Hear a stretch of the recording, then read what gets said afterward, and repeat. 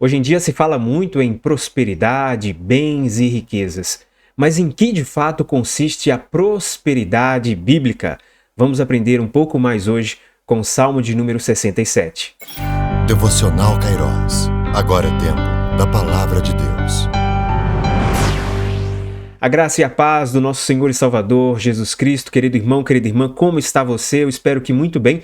É muito bom receber você mais uma vez aqui no Devocional Kairos para nós continuarmos aprendendo aqui no estudo dos Salmos. Já estamos no Salmo de número 67, que bênção de Deus! Vamos então estudar esse salmo, este que é um salmo que reúne o agradecimento principalmente pela colheita, é o que nós vamos perceber nos versos finais. O salmista está grato a Deus porque Deus de fato tem os abençoado. Mas neste salmo também nós vamos encontrar aqui parte da bênção sacerdotal que nós encontramos lá em Número capítulo 6, versos 24 a 26, que é uma bênção de Arão sobre a sua descendência.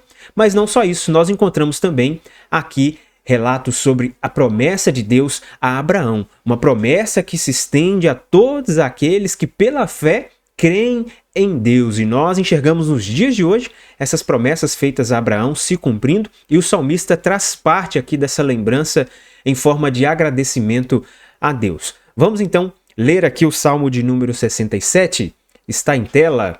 Eu quero dividi-lo aqui em três partes. A primeira parte é a bênção e missão, verso 1 e o verso 2. Aqui neste salmo, o desejo do salmista é um desejo missionário. O desejo no coração do salmista é que todos louvem ao Senhor. Muitos ensinamentos aqui estão para nós. Que Deus tenha misericórdia de nós e nos abençoe, e faça resplandecer o seu rosto sobre nós, para que sejam conhecidos na terra os teus caminhos, a tua salvação entre todas as nações. Aqui o salmista explica a verdadeira prosperidade, e ele deseja que todas as nações conheçam e louvem ao Senhor. É o que nós percebemos aqui neste verso 1 e também o verso 2. Querido irmão, querida irmã, quando se fala em prosperidade nos dias de hoje, nós precisamos de um pouco mais de cuidado e algumas explicações. Surgiu algum tempo atrás, provavelmente na década de 80, por aí, a chamada teologia da prosperidade, que no Brasil ganhou muita força e até os dias de hoje é muito vista através de alguns pastores que estão aí na mídia. E essas pessoas apontam na sua leitura bíblica as bênçãos de Deus dirigidas muitas vezes a essa vida. Então eles falam muito sobre bens materiais, falam muito sobre Deus vai te abençoar, Deus vai te dar um carro, Deus vai te dar uma casa, e falam muito sobre bens materiais, como se o fato de uma pessoa não estar muito bem, digamos assim, financeiramente, ela não estaria então sendo próspera no contexto bíblico, porque se de fato você, na interpretação deles, né, se você serve a Deus, se você realmente ama ao Senhor, você tem que estar muito bem financeiramente. Então, tão logo quando você vir para a nossa igreja, quando você visitar aqui o nosso tempo de reunião, você será tremendamente abençoado. E aí eles fazem várias interpretações, né? Principalmente de textos do Antigo Testamento, e muitas vezes tem alguma distorção ali, onde apresentam desafios, né? Se você fizer aqui participar dessa nossa campanha, doando R$50, R$100, você receberá 5 vezes mais. Plante a semente da prosperidade, pagando R$1.000, pagando R$500, e você receberá a sua bênção. Você precisa de emprego?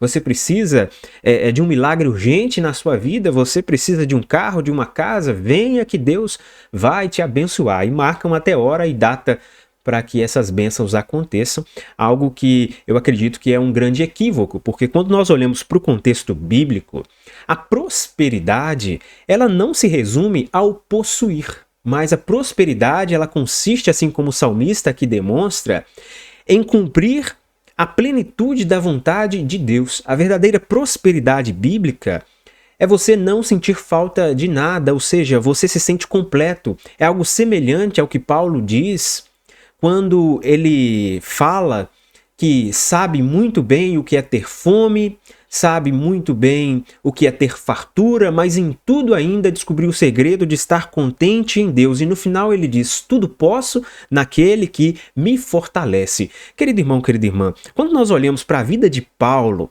para a vida do Senhor Jesus, para a vida dos apóstolos, os cristãos do primeiro século, Esse argumento de prosperidade dito hoje, ele cai por terra, porque é um equívoco bíblico. Obviamente não significa que Deus não vai nos abençoar. Sim, Deus abençoa. Deus nos dá condições de trabalhar, de conquistarmos os nossos bens materiais. Deus nos dá condições de vivermos bem sobre a face dessa terra. Muitas vezes Deus abençoa pessoas de forma quase que sobrenatural.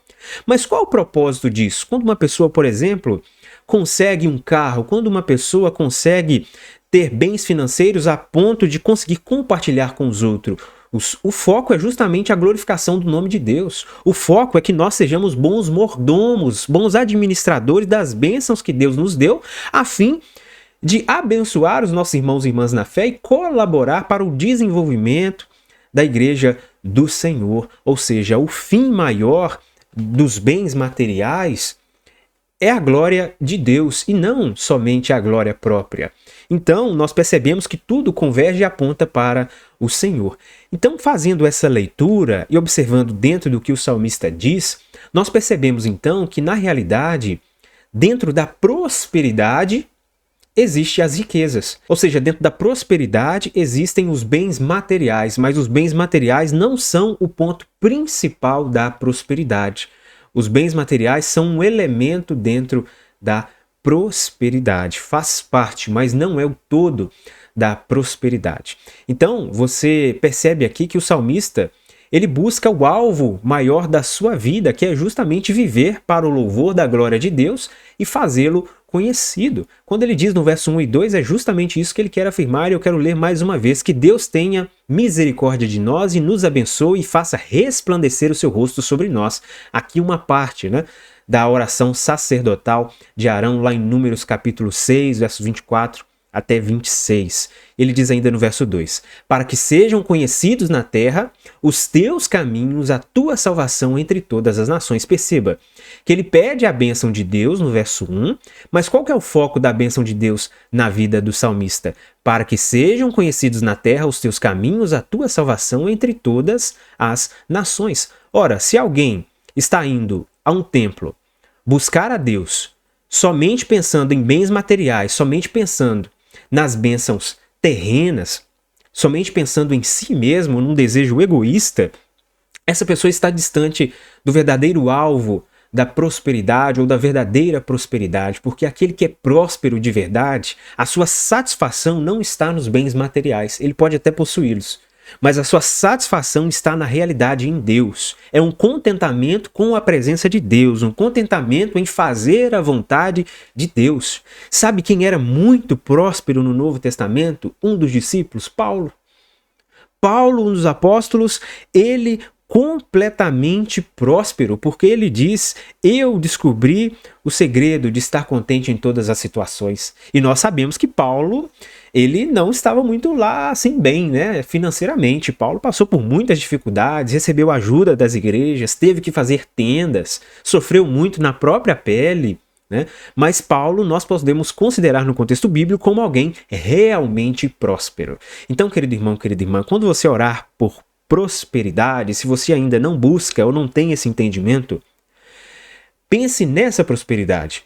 Não pense na multidão de riquezas. Não pense na melhor casa, no melhor carro, porque a prosperidade não consiste nisso.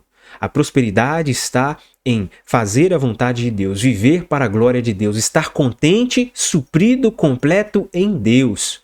Alguém que se alegra com a sua salvação, alguém que consegue se alegrar com a sua família, alguém que consegue se alegrar vivendo em Deus, ou seja, se sente completo na presença do Senhor. Quanto aos bens materiais, por vezes eles fazem parte da bênção, mas não são a totalidade da prosperidade. Guarde isso, pense nisso. Então, nesse sentido, a prosperidade não é ter tudo, é ter o necessário para viver a missão. Então, que você, em nome de Jesus, espalhe essa verdade sobre a prosperidade, porque há muita mentira sendo pregada por aí. Se você encontrar alguém marcando data e hora para a bênção de Deus, muito cuidado. Hoje, às 19 horas de tal dia, você vai conseguir o seu emprego, você vai conseguir a sua casa, você vai conseguir a sua mudança de rota. Ora, o Senhor Jesus não morreu na cruz necessariamente para isso, De fato, o Senhor Jesus faz milagres, mas o maior dos milagres é a salvação das nossas almas. O Senhor Jesus veio para nos salvar, para resgatar o perdido, e essa é a verdade bíblica. Agora, a segunda parte deste salmo, versos 3 e 5, eu dei como título: O alvo do justo é a adoração ao Senhor. Então perceba que o salmista, nesses versos, ele expressa que o seu alvo é o louvor a Deus. Por isso, ele é uma pessoa próspera. Por isso, ele ama de fato ao Senhor. Louvem-te os povos, ó Deus, louvem-te todos os povos. Exultem e cantem de alegria as nações, pois governas os povos com justiça e guia as nações na terra. Louvem-te os povos, ó Deus, louvem-te todos os povos. Perceba que o alvo aqui do justo é justamente a adoração a Deus. E o verso 4, ele é o principal deste salmo. Exultem e cantem de alegria as nações, pois governas os povos com justiça e guias as nações na terra. Perceba que o salmista insiste em dizer que Deus é soberano, ou seja, que Deus governa as nações, o controle está sobre Deus, e o salmista ele insiste mais uma vez em ser também missionário, porque ele convida, ele diz: louvem-te os povos, ó Deus, louvem-te todos os povos. O desejo do salmista é que todos estejam diante de Deus louvando ao Senhor. Quem tem essa consciência, querido irmão, querida irmã, vive uma vida diferente. Não vive uma vida pensando somente em bens materiais, não vive uma vida pensando somente neste tempo presente, mas o alvo da sua vida é a glorificação de Deus. E como é a glorificação, o louvor de Deus? Tudo aponta para isso. No seu trabalho, o alvo dessa pessoa não é necessariamente somente receber o seu salário ou fazer mais um serviço. Não, é que o nome de Deus seja glorificado ali no seu trabalho. O alvo dessa pessoa dentro da sua família é que o nome de Deus seja glorificado na sua família. O alvo dessa pessoa dentro da sua comunidade de fé é que o nome de Deus seja glorificado ali. Em tudo que faz, o alvo da sua vida é o louvor de Deus. Ele está pensando: ora, eu vou fazer isso, mas fazendo isso eu espero que comigo outras pessoas também louvem ao Senhor. Nós devemos viver assim, querido irmão, querida irmã, que a nossa vida de fato aponte para o louvor, para a glória do Senhor. Agora, a terceira e última parte deste salmo, versos 6 e 7, aqui ele pede a bênção para todos os povos, que a bênção seja estendida a todos os povos. Isso é muito bonito de ver, principalmente nesse tempo em que nós vivemos um egoísmo cada vez mais crescente, as pessoas pensando cada vez mais em si mesmas, comparecem ao templo não para adorarem a Deus, mas para buscar um benefício próprio, e por aí vai. Veja só o que o salmista diz: que a terra dê a sua colheita, e Deus, o nosso Deus, nos abençoe. Então perceba que ele pede para que Deus abençoe a colheita, ele pede para que Deus abençoe o seu povo, mas não só isso. Veja o que ele diz no verso 7.